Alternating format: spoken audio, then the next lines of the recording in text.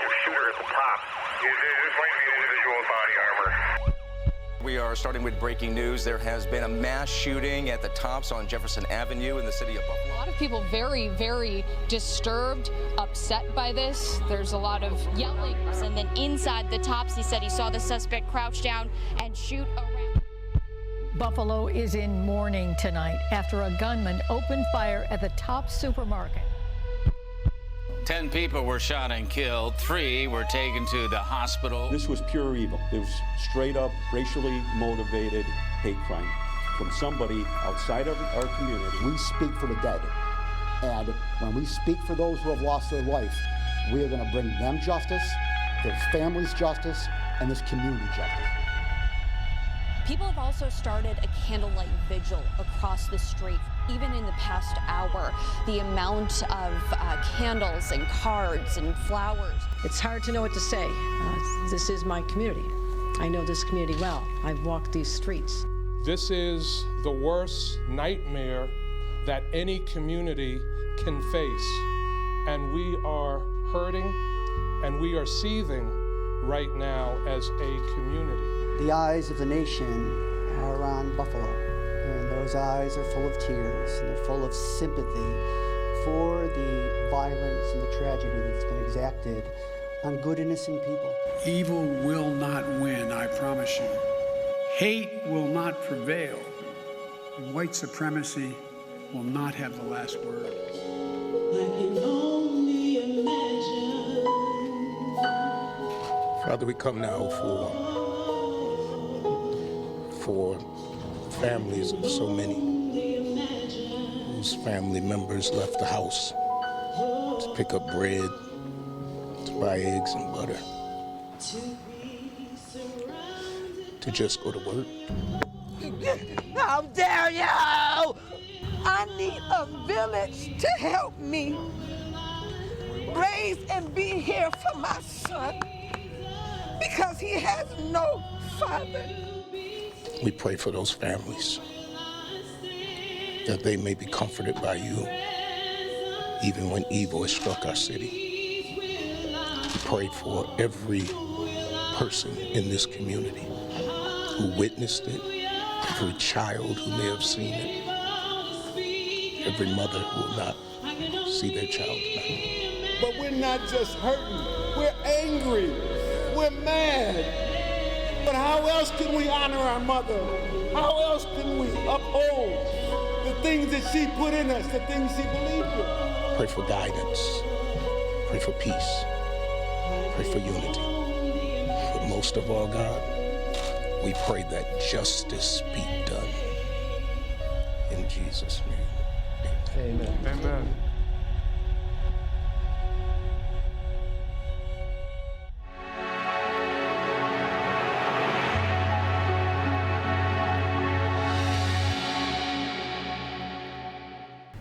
May 14th, 2022, a date that is burned in the Buffalo's history as a day that is one of the darkest, most devastating, and deadly.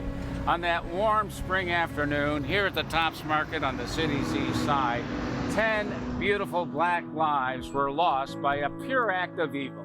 And now, 365 days later, the hum of daily life has returned here to Jefferson Avenue, but the air forever heavier, weighed down by events of that day 1 year ago.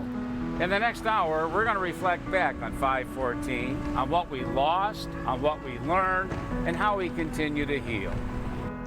This past year, 10 families had one less chair at the dinner table, one less loved one to hug and to hold. Marley Tuskus and photojournalist Allison Stabell talked to the families of these victims about the beautiful souls that they lost all too soon.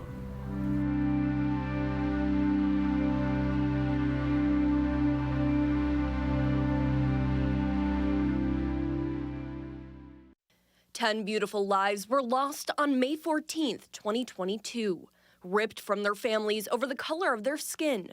But that's not how their loved ones want them to be remembered, now a year later. Pearl Young's family wants her to be known for her life of service. The 77-year-old spent hours at the Good Samaritan Church of God in Christ, working at the soup kitchen and food pantry. Often often handing out things she cooked herself. Every time I saw her, she was always happy.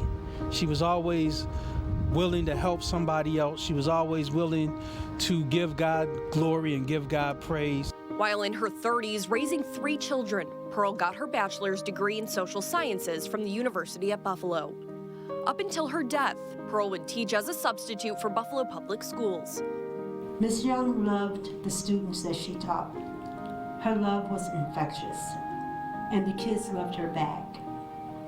She always greeted them with a warm smile, a hug, and a great conversation.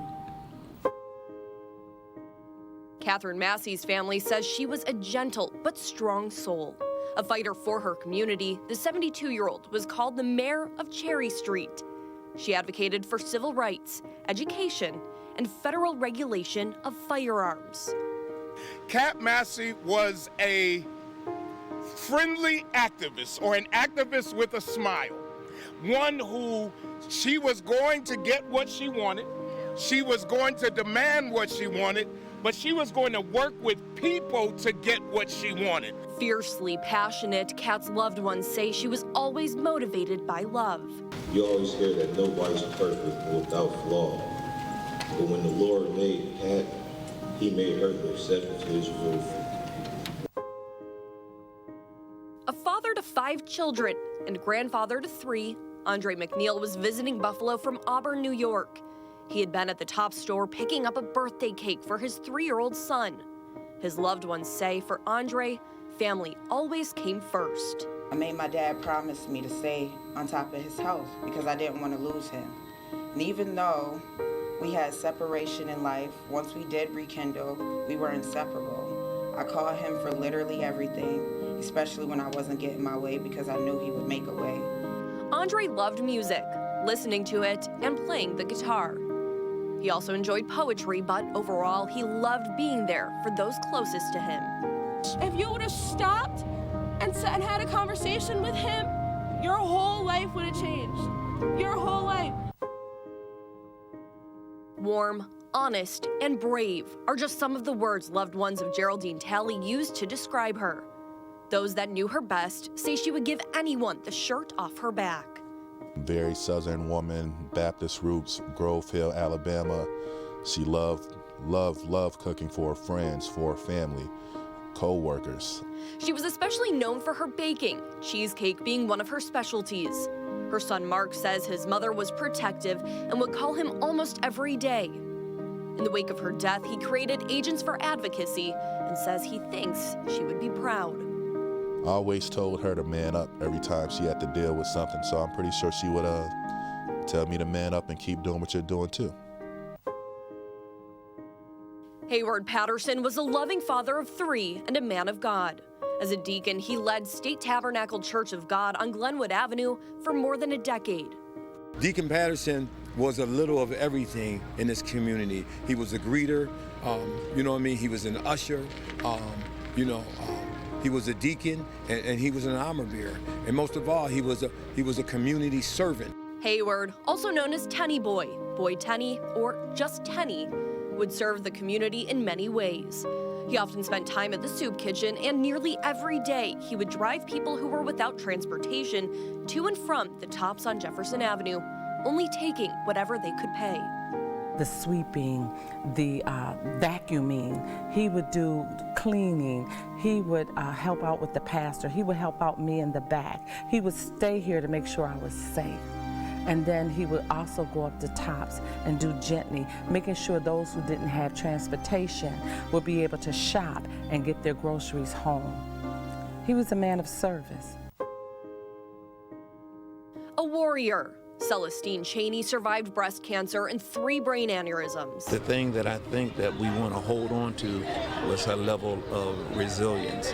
And resilience is not the ability to bounce back, but to battle every day, to get up every day with illnesses and sickness, but she never had a level of complaint. Always the life of the party, her son Wayne Jones, Celestine's only child, says she had celebrated her 65th birthday with steak, lobster, and mimosas a week before her death. Friends say she had the gift of gab and loved being surrounded by her family. When you saw her, you saw love. When you saw her, you saw resilience. When you saw her, you saw faithfulness. And that's exactly how the family will remember her. Not as someone who is a victim, but someone who they loved and who they will continuously cherish and continue in their legacy. Roberta Drury's family say she had a personality that could fill up a room. Known as Robbie, loved ones describe her as a ray of sunshine. Every time she talked with friends and family, she was that light that shone through whatever darkness might have been present. Robbie was a daughter and sister. She grew up outside of Syracuse, but had moved to Buffalo a decade ago to care for her brother battling leukemia. Her selflessness and love is something her family says will carry on as her legacy. She was kind. She was kind. Like, once she became friends with someone, it was like for life. And you could feel it at that exact moment. She was, no matter what she went through, she would smile. She really was special. Through everything, she was special. Like, her light shined. Margus Morrison's family says he was their hero. The father of 7 spent his days with children, working as a bus aide for Buffalo Public Schools. Mr. Morrison was known to have perfect attendance as a bus aide, enjoyed his work, was on time every single day, loved the students of the bus that he was on from School 99. Margus's children say their father had a love for life. They'll remember the sunglasses he would wear, his laughter, and his jokes. He just did the best he could. He worked as hard as he could. He worked. He did what he could for his kids. A man devoted to his wife and kids. An inventor who loved to fix things. A hero. Those are the many ways people have described Aaron Salter Jr. The retired Buffalo police officer was posthumously given the Medal of Honor and promoted to the rank of lieutenant after his actions are credited with saving lives during the shooting. It's wonderful that people recognize him and honor him. What he did that day was just who he was as a person. He didn't do anything heroic. That's who Aaron was. If somebody was in trouble, he's gonna go and help you out. His friends say Aaron had a roaring laugh that could be heard throughout the police station where he worked. He was also a man of faith. Well, Aaron was full of life. He loved his family. He loved his faith.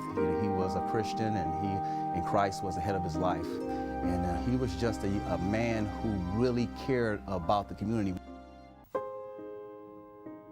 When asked to describe Ruth Whitfield in one word, this is what Garnell Whitfield Jr. had to say about his mother. Powerful. A true matriarch, Ruth's loved ones say she had made their family whole, the spokes of a wheel that kept it turning. Our grandmother went to buy seeds for her garden on May 14th, 2022. She may not have been able to plant those seeds, but the seeds that she planted throughout her life are abundant. The 86-year-old loved fishing, camping, and cooking.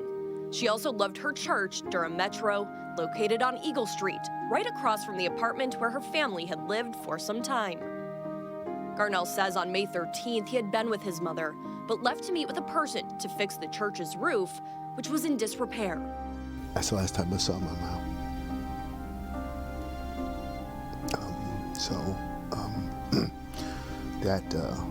That fell through with that roofer. Obviously, the next day she was murdered. But I'm thankful to God that not long after that I found another roofer, and the church has a new roof on it today. The pain for the families who lost these 10 souls is still there. But Whitfield says at this point, a year later, our community can honor them by recognizing this moment. All of our lives depend on us coming together and coming into relationship with our Creator and with each other. That's what this moment is, nothing less. Many lives were changed on May 14th, 2022. 3 people, all employees of the Tops on Jefferson Avenue, were wounded when the gunman shot them. Zaire Goodman had been helping shoppers with their groceries and carts in the store's parking lot. He was shot in the neck, the bullet going right through. His mother, Zanetta Everhart, says an inch to the left or right, and he would have been killed. She calls it a miracle, but says the path to recovery has been a difficult one. Over the last several months, his life has been all about going to the doctor, seeing therapists, and trying to make peace with knowing that someone came into his community and tried to kill him because of the color of his skin. And then questioning why his life was spared when 10 others did not survive. Jennifer Warrington asked her sister to take care of her children if she died. Warrington had been working in the store's pharmacy when she was shot in the head. Stephanie Waters said she had called her sister to catch up. Warrington answered from inside the ambulance. It wasn't until I was sitting in the airport, in the plane, that my nephew called and said, "Aunt Steph, it was a white supremacist." I roared in pain for my sister, my beautiful sister, pharmacist, who was serving in the East Side. I never knew if I would see her again. I roared also in pain for my brothers and sisters who do not look like me or like the defendant. I roared in pain because he bought into the lies of this country, that somehow, because of the amount of the chemical in our skin, we are superior. Christopher Braden says his life has been forever changed after a bullet tore through his leg. The Tops manager spent more than a week in the hospital, needing multiple surgeries. He still has difficulty using his leg and suffers from PTSD and night terrors. But he does not want to be known as a victim. Braden made that clear when he addressed the gunman at his state sentencing.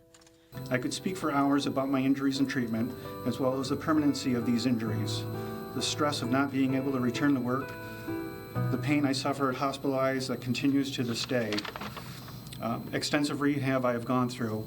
However, I would rather talk about being a survivor. I'm still the same person that I was before you did this to me. My scars and pain remind me of how strong I've become. I am more alive and stronger than ever. You haven't taken away my will to live. You haven't broken my spirit. The scars are a constant reminder of what happened to me, but don't define my future.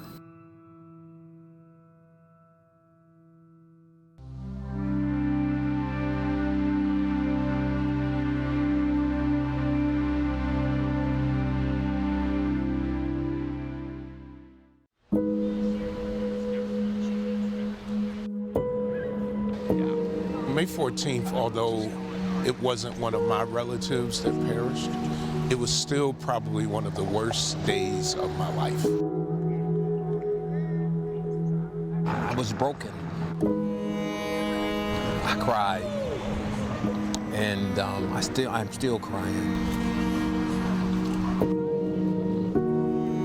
The whole of Buffalo pretty much stood still in awe, wondering how in the world could this have happened in Buffalo? A picture-perfect spring Saturday turned into a nightmare. I'm always looking, where's the next exit? How do I protect myself if something were to happen? A fear of uncertainty now looms in our community. It was a day where many local leaders wore several hats, trying to console a shocked community while experiencing those emotions themselves. I did notice you just delivered some terrible news to residents, and unfortunately that is part of your job tonight. So walk me through what that is like, because you have to have your political hat on, but you're a neighbor as well. You know, I think sometimes it's hard to have all these hats on when it's something like this happens. You just end up being a man, you know, the person of the community. But to have to tell somebody that their mother is deceased is tough, you know, because they were hoping and praying that she might not be one of the victims. But unfortunately, that's part of the job, and we come and we do it.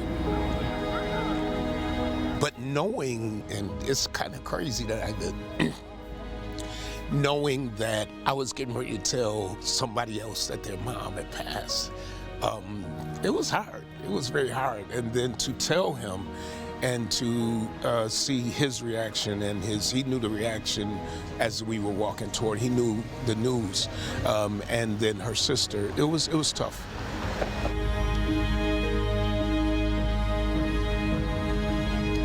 How do we heal? Where does that even begin? But as we get to this 1 year mark, I still am not really okay, and I'm still not really where I need to be. And it's really based on those families, because so many families are not okay, and so many families are not where they need to be. So I feel guilty about trying to be okay before any of those 10 families are okay, or before any of the employees who were in the store or not in the store are okay. So now I'm in kind of a place of guilt. An entire section of our city was left without a central piece of the Jefferson Avenue community, a place to gather, to hear the news, and to buy food. Lenny Lane is a former Buffalo firefighter who mobilized his organization to create a new community focal point right across the street. Come on, grab the bag. Still hosting free food giveaways 1 year later in the wake of tragedy.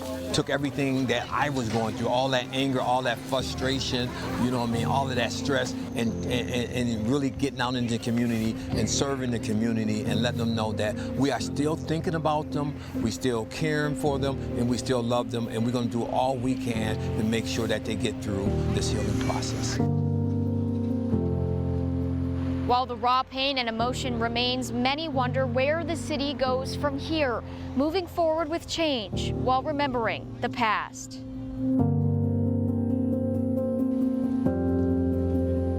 If we don't stand up and make a difference now, then shame on us. If we don't look at these opportunities that are now presented to us, then shame on us. We have right now the opportunity to make a big difference in our community. If we can get to the point of just recognizing one thing, a white supremacist killed 10 people, and that there are other white supremacists out there, and we must work together to eradicate it, or at least expose it, because I don't think in my lifetime we'll ever get rid of it, but I think that we have a great opportunity to expose it. It starts with conversations to eradicate hate. We are closer together, you know, and we have the same mind because of the tragedy, what happened. So we feel in one another's pain. We feel in one another's heartache. We feel in each other's struggles as they go through this horrific memory that we still can't believe. It ends with accountability, holding those in power responsible to fulfill promises. Our community has been so broken by the promises of others. We need to make sure that the promises that have been set, that are actually done. We need to make sure we have better access to the funds and the monies that can help fix the homes and the communities here. It's a whole lot, but I know Buffalo, we can do it. It's a message of hope and belief as this community builds back stronger, one day at a time. When you have people in the city of Buffalo, black and white and Asian and Native American, who all decried this horrible scene and who were here, and many who have stayed around here, oh, it's moving. It ain't there yet, but it's moving.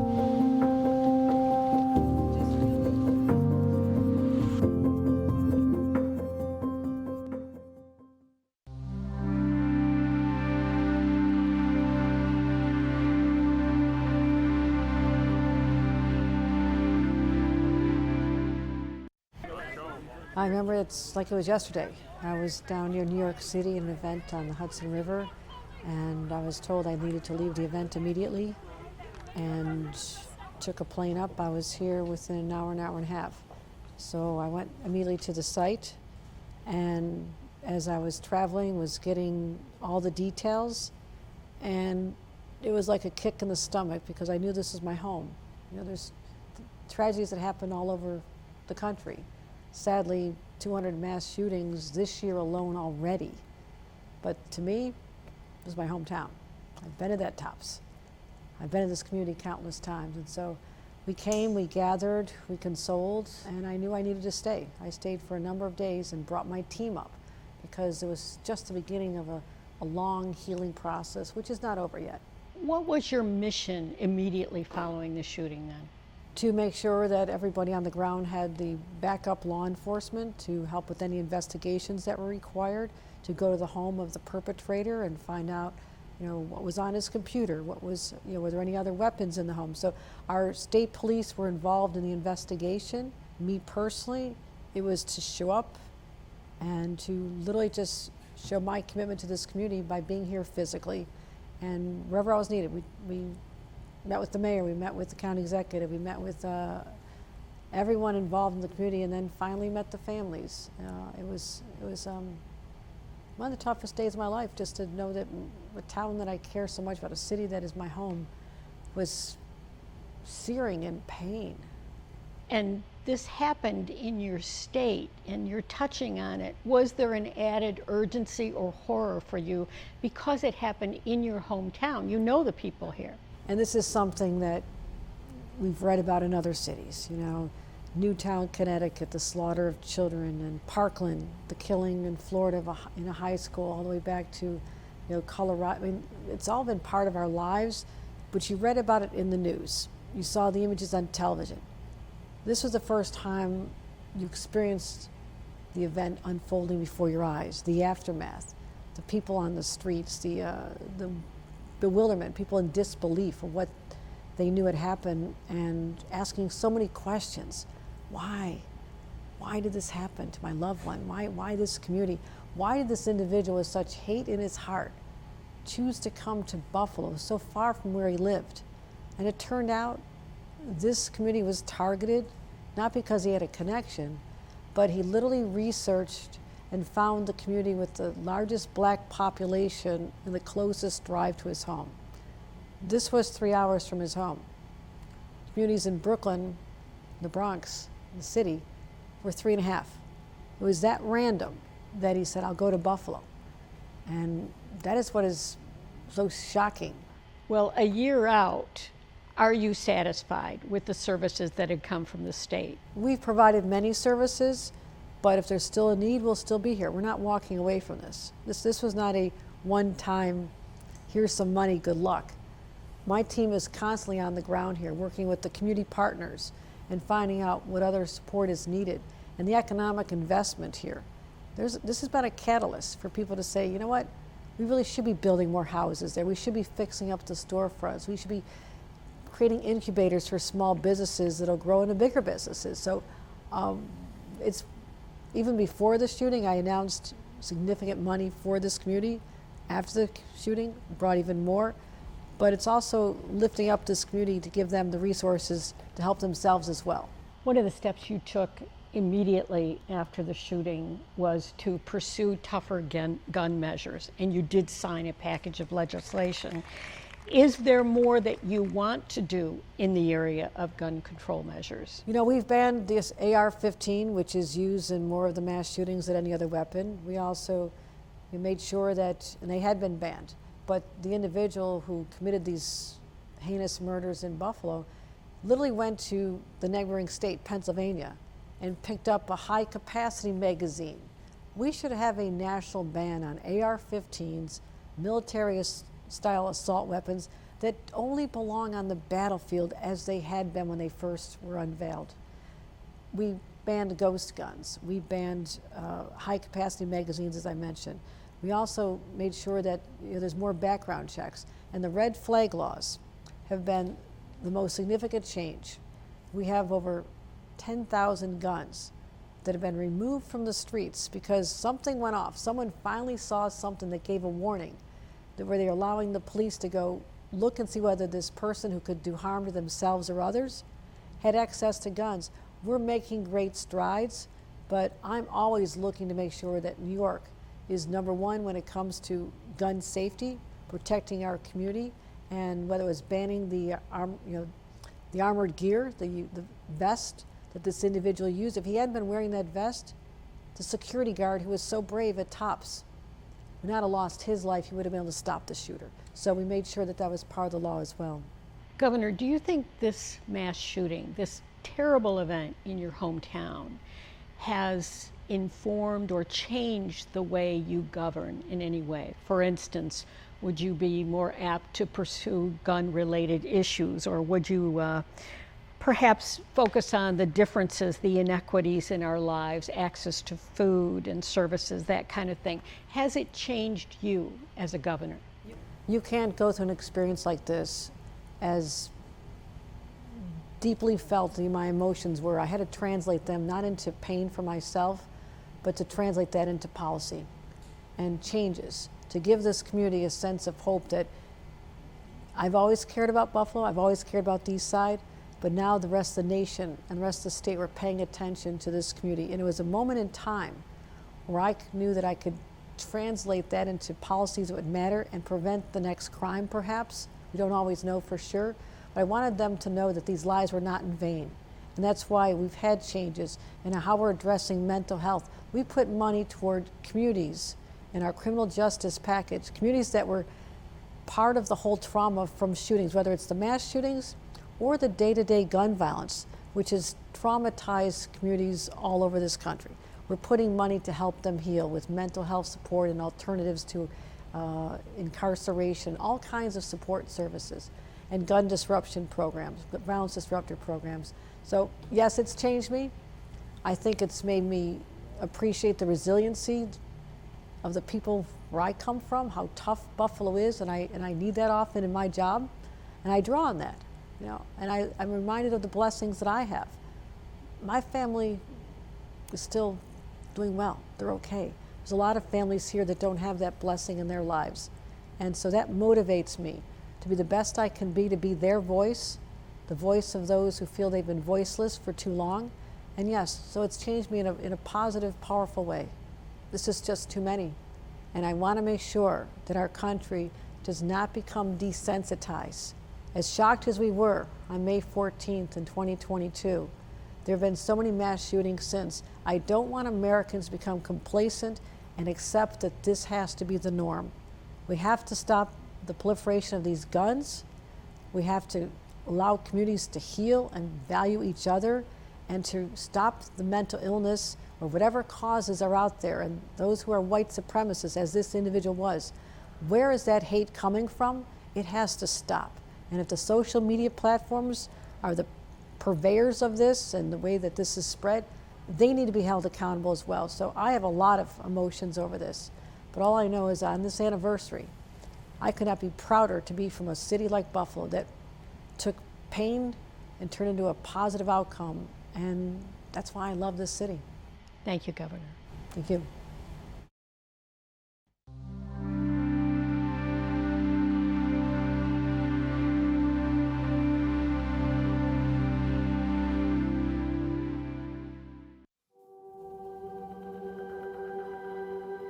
It was a beautiful, sunny day. People were out enjoying the day. You know, it was a beautiful day that day. It was an opportunity for me to get some yard work done. I was out cutting the lawn, getting some stuff done. Got a call from the police commissioner that there had been a shooting at the Tops on Jefferson Avenue. Radio, send as many cars as you possibly can. 3 down inside so far, 2 outside, radio. The update call came in pretty quickly. This is bad. I said, I'm on my way. Mayor Byron Brown and Police Commissioner Joe Gramaglia weren't planning to work May 14th. Neither had any public engagements on the schedule. It was finally warm, cloudless, after another sluggish winter kept spring at bay, when they were thrust into the nightmare that's becoming all too familiar in this country. Human beings being cut down in public spaces by weapons of war. Because the Tops on Jefferson Avenue was, that day, indeed a war zone. It was chaotic. It was also jarring. I'm getting the chills just thinking about it and talking about it now. There were bodies lying on the ground covered with sheets. And with a few, I could see the covering getting red with blood. Then the usual flow of events following such tragedies. Media coverage, memorials, funerals, maybe a criminal trial if the shooter lived, lawsuits. I need this violence to stop. That's brought this embattled but resilient community to this Sunday, and to a future that will see more economic support for the city's east side.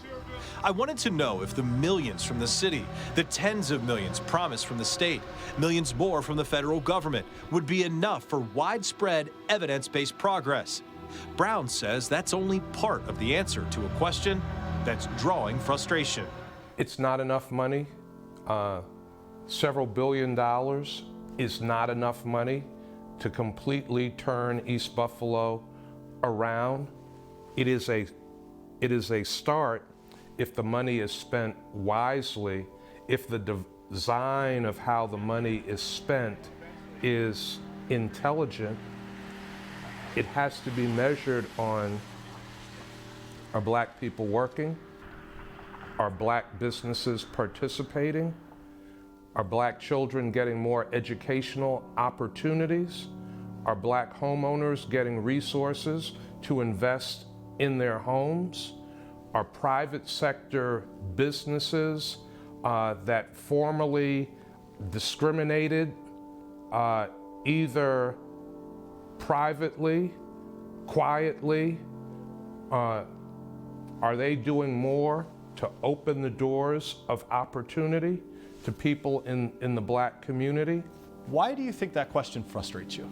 So many things have to happen from every level of government. Things need to happen with the private sector. They need to happen with the not-for-profit sector.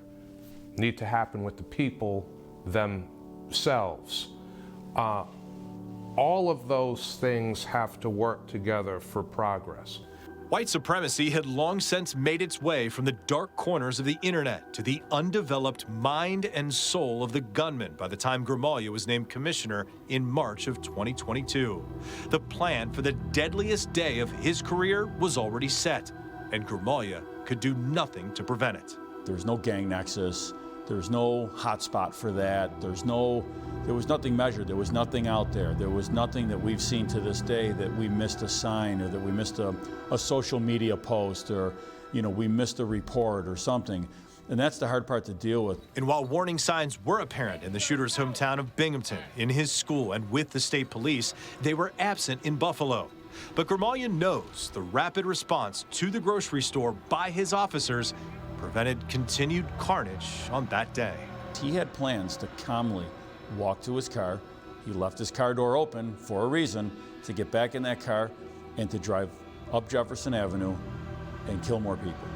So, if not for the officers being where they needed to be, thank God we stopped more violence, more death, more shooting. We stopped him from following through with his plan. It still hurts the fact that there was no way to prevent that from happening, and there were no signs to do that. That's the hard part to contend with.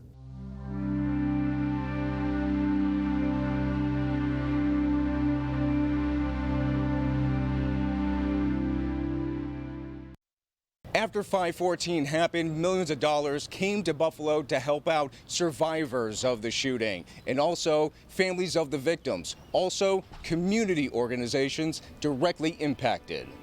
To help out those community groups that were providing around-the-clock support to the Jefferson Avenue community, the Buffalo Together Community Response Fund was created.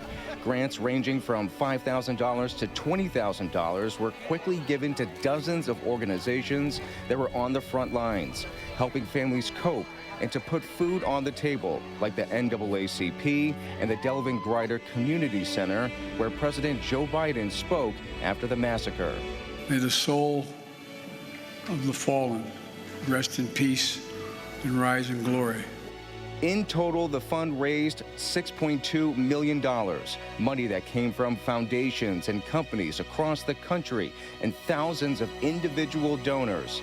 But much of the money, about $5.5 million, has been unspent, kept in fiduciary. How could we address long-term housing deficiency, long-term lack of investment in businesses, long-term health disparities, food insecurity, transportation issues? Thomas Buford Jr. is the president and CEO of the Buffalo Urban League. He's a co-chair of the steering committee overseeing the Buffalo Together Community Response Fund. As generous donors step forward after the mass shooting, local leaders quickly envisioned the goal of using these resources to address deeply rooted inequities on Buffalo's east side, which has been neglected for far too long. The fund was actually put together to create a long-term strategic plan for change, transformational change, to spur economic development in the community. Buford says the committee has been looking at initiatives in other cities, out of state, to see what could work here in Buffalo, and that a strategic plan will be released. We're trying to have that development without displacement. All right, so when this development does occur, or as it occurs, will the people who are the current residents be able to participate in that? Members in charge of the Buffalo Together Community Response Fund want that answer to be yes. The Buffalo Urban League says later this year, by the end of the year, that investment strategy will be released, detailing exactly where the funds will be spent. When racism raised its ugly head on this street last year, people responded with love, hugs, and prayers. The business community responded with tremendous financial support for the victims, their families, and this neighborhood. What was your first reaction when you heard we had a mass shooting in Buffalo? It really was disbelief. The whole idea of that occurring in general, and then of course in Buffalo. It's just something you never expect to have in your own neighborhood. I felt like I had been punched in the gut when I realized what truly had happened that day at Tops. Like everyone, we were shocked, horrified. Once the shock of the unbelievable became a reality, corporate citizens were quick to react. Less than 24 hours after the massacre, Scott Beeler of the West Her Automotive Group donated $300,000 to be given directly to the victims' families and survivors. We were able to get together his incredibly generous donation and meet with all of the families within a very short period of time and give them money that they needed for whatever it was they needed. Scott did not care what it was for, as long as it got directly into their hands and very quickly. Rhonda Frederick is the former head of People Inc., and many of her people pitched in to help in the relief effort. She believes there were many lessons learned from this tragedy. How important our community is, how important it is to stick together, all the beautiful things that have happened on Jefferson Avenue since then. I'm sorry we have to have tributes and memorials, but we've got to keep this alive, and so we can be a better society. The biggest thing is they gave of their time. Another massive response came from Highmark Blue Cross Blue Shield. Dr. Michael Edbauer is the leader of Highmark and is proud of his employees for pitching in. What needs to be done? If some of it was helping to box up food, some of it was helping to collect food. Later on, it was things like helping get diapers for children, really just being able to be in the community and really do what's ever necessary. Over time, it got a little bit more planned out with things helping with some of the mental health services that were required in the community as well. Besides the $400,000 given to the 514 fund, one of the victims retired from Highmark, so they set up a $20,000 scholarship fund in the name of Kat Massey. It just brought it so much more to home, right? So now this is someone that our associates had interacted with over the years. She just was full of energy and life, and I think with that connection, it just made it that much more real for all of our associates. It's Smart City too. Another huge response came from the Buffalo Bills Foundation and the NFL. The fact that there was a mass shooting here within our community that was racially motivated was completely devastating. Michelle Roberts runs the foundation. I feel blessed that we can use our platform to do such good work within our community. It's a special place. Western New York, no one comes together the way Western New York does, and the way they love their bills and the way they respond to our team and some of the messages that we put out there was just beyond anything we ever expected. She gives a lot of credit to the nonprofits on the east side who worked hard to make sure people had food and other provisions. They worked tirelessly to make sure the community was served. I don't know if anyone worked harder than those on the east side. Wegmans also made a large donation, $400,000 to the 514 fund, but the employees wanted to do even more. We mobilized our people. We knew that our own employees were so compelled by what happened and really wanted to be out and helping and serving the communities. This mass shooting, as tragic as it was, taught us an important lesson. I really do think it's the recognition that, unfortunately, there is still too much hate, too much racism, and we need to take more proactive steps to say, how do we address that moving forward? We just can't keep doing what we've done before. It's not working. We really have to do something different.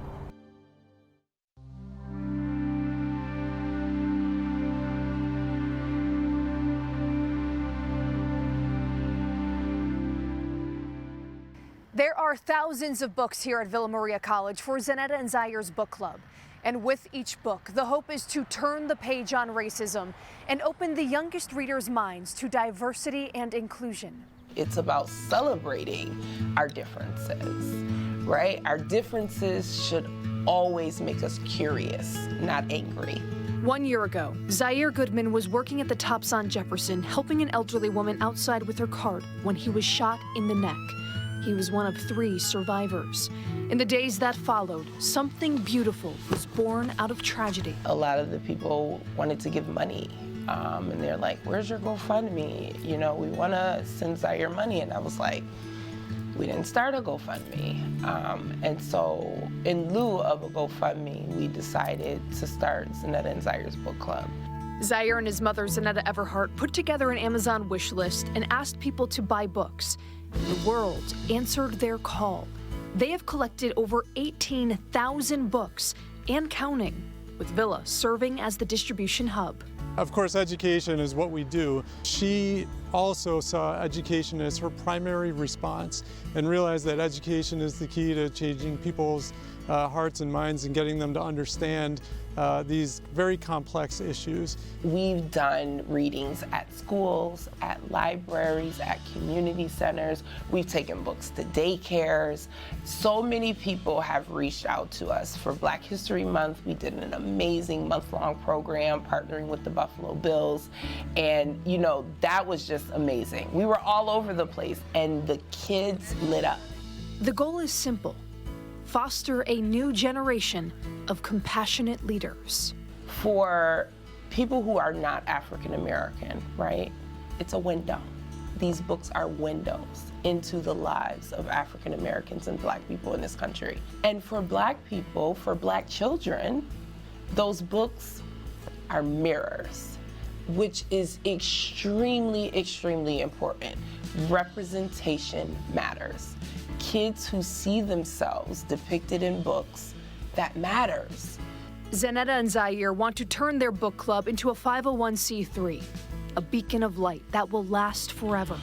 As they forge ahead on their mission to eradicate hate through the distribution of books, they urge the young, curious minds to have the uncomfortable conversations, connect with each other, and embrace diversity.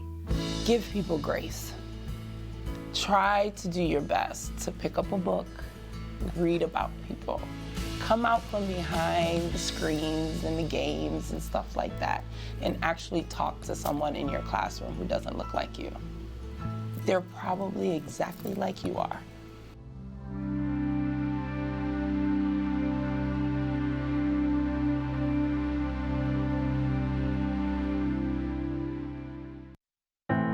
You know, we just get this message or this alert on our phone, and it's just like Tops mass shooting, and it's like what? And then of course, and when you see Buffalo, and then it's like, what? Like Buffalo, really? Dion Dawkins shares the pain of that day. When the tragedy happened, we all just basically said, all right, let's jump in.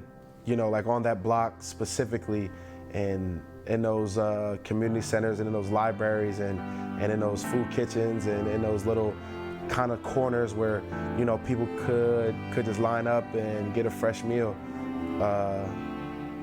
it just triggers. It just triggers, and then when it triggers, you just react.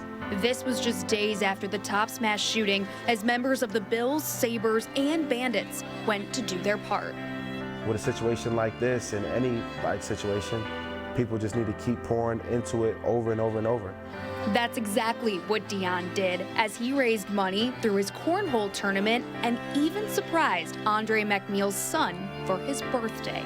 That kid is special, and he knows that truly, I mean, like, if he ever needs me, like, he can just hit me or have his mom get in touch. What did you make of the way that your team came together and you immediately were out there and you saw people trying to find different ways to help? The overall thing is Buffalo has an enormous shield of power, you know. Buffalo is so strong, and the people are so strong here that they just take hit after hit after hit after hit after hit, and they just keep getting up and fighting and marching forward, and they find a way. On one of Buffalo's worst days in history, the country stepped in to help. Money and other donations flooded into Buffalo's east side. And this little fridge in the area got a lot of attention. You can find it less than half a mile from the Tops on Jefferson Avenue. The community fridge is cold 24/7 for anyone hungry to take what they need inside. Community fridges really started popping up during the pandemic as an alternate resource for people in need, right? Before we got those stimulus checks, before we really got any government support, community fridges kind of became a way that neighbors can take care of neighbors. The idea for this fridge came from a group of community fridges in New York City. It was turned on in October of 2020.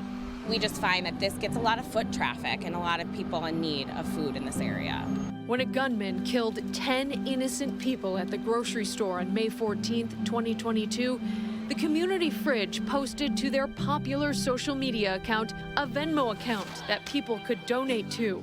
Within days, hundreds of thousands of dollars came flooding in.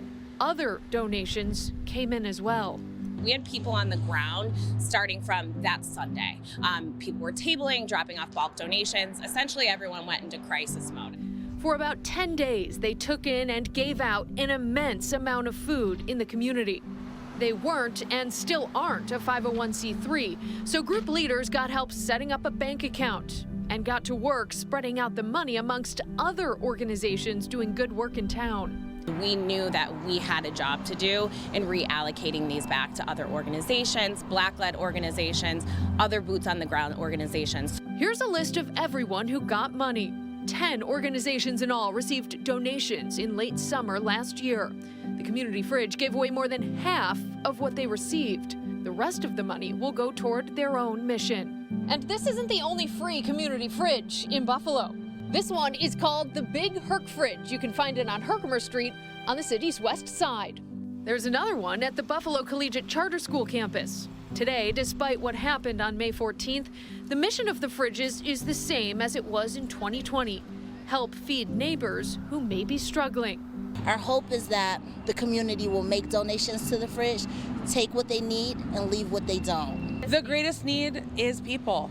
They're in need of volunteers to help stock the fridges and clean them. Pick up a few extra groceries on your weekly supermarket run. If you buy food for the fridge and send them your receipt, they'll pay you back up to $100. We love greens, fruits, veggies. That's really our primary focus because unlike a food pantry, we're a fridge, so we can store fresh food. It doesn't all have to be non-perishable. Also, Buffalo Collegiate is closing, so they're hopeful another business in the area of Jewett Avenue near the Tri-Main building will take over.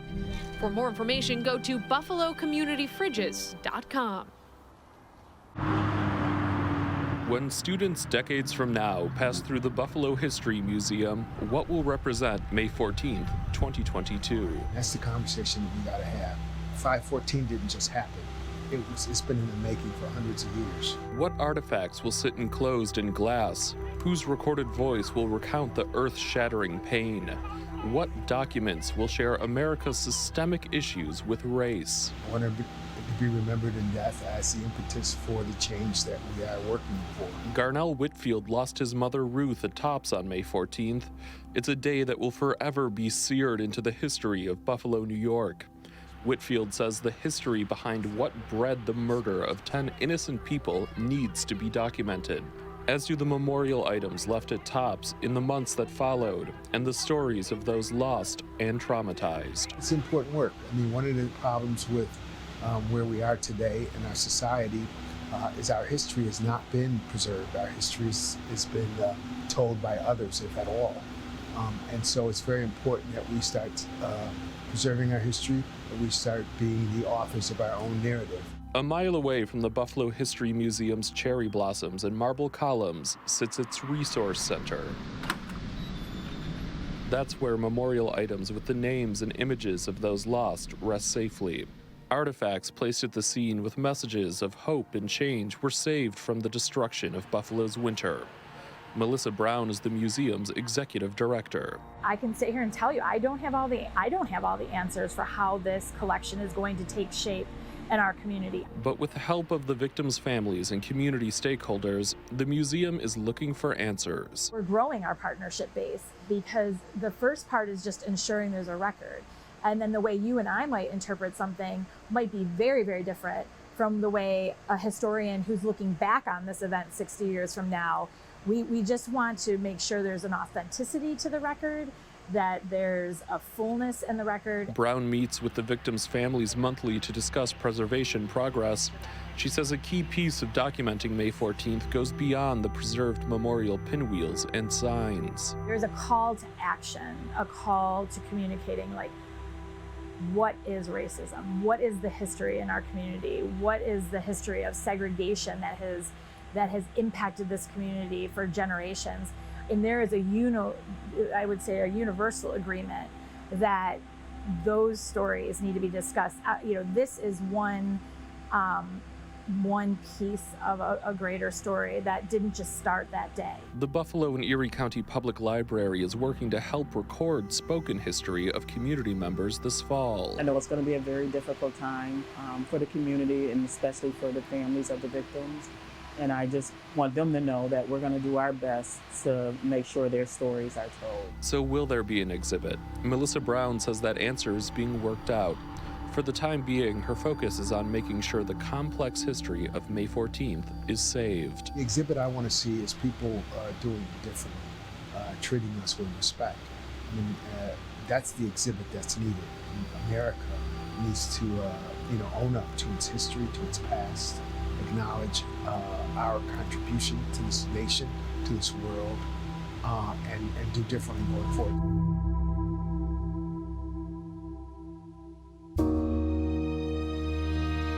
Is there anything that can erase the pain and horror of that dark day 1 year ago? I'm hurting for the city that I love. I'm hurting for the people on the east side. We pray, God, that you would give them strength and that you would give them courage in the days and weeks to come. Time has worn away some of the sharp edges. Compassion has helped. Cooperation, too. What was intended to break us apart has actually brought us closer together. And it helps that we belong to a community that strives to be Buffalo strong. And we need to let the world know who Buffalo is, who the people in Buffalo are. We are the city of good neighbors, and we, of course, are not defined by this act, but how we will come together. We had to be strong to get through those raw early days, and we have to be strong to do the hard work that still lies ahead together. We want to channel that anger into some things that will help change the laws, change the society, change the mindset in this community and this country. Now, as we reflect on the 10 neighbors we lost, we will always remember that as life continues, those 10 people make us stronger together.